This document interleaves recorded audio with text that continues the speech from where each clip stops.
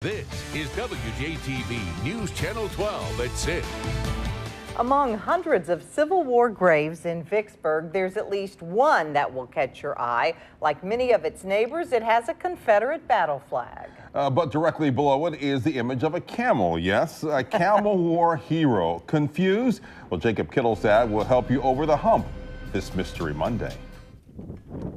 Old Douglas was a faithful, patient camel of the 43rd Mississippi Infantry Volunteers, CSA. Soldiers didn't ride him into battle.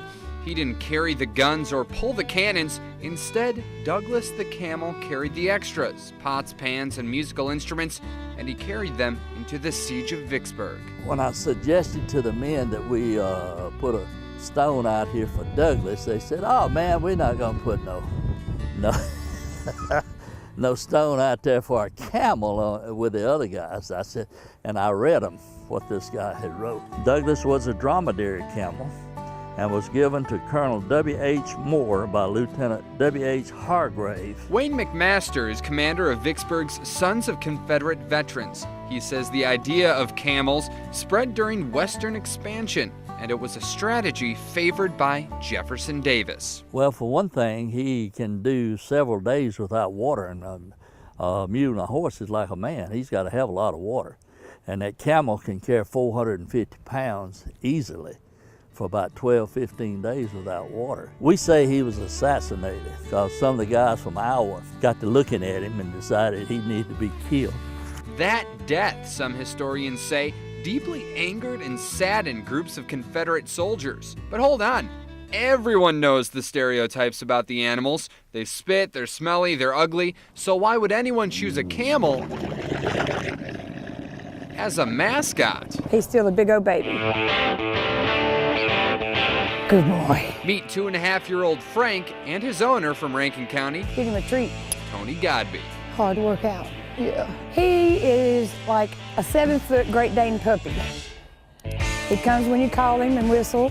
He wants to play like a puppy. He has no idea that he's 1,200 pounds. He was 46 inches tall when we got him and weighed 53 pounds. We brought him home in a minivan. As he's grown, the Godbys realized he is a character, and it's hard not to get attached to this fluffy creature Come on, Frank.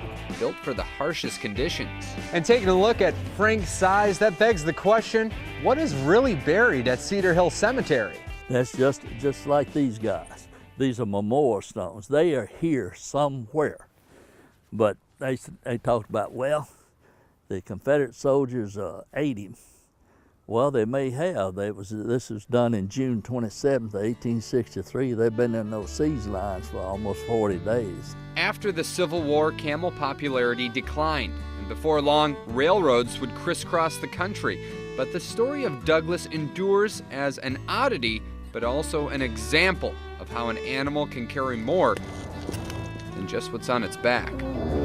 I think anybody that meets a camel and spends a little time around them will fall for the camel, even in the middle of war. And as a 43rd vet wrote about him, his service merits record. Exploring the unexplained on Mystery Monday, Jacob Kittilstad, News Channel 12.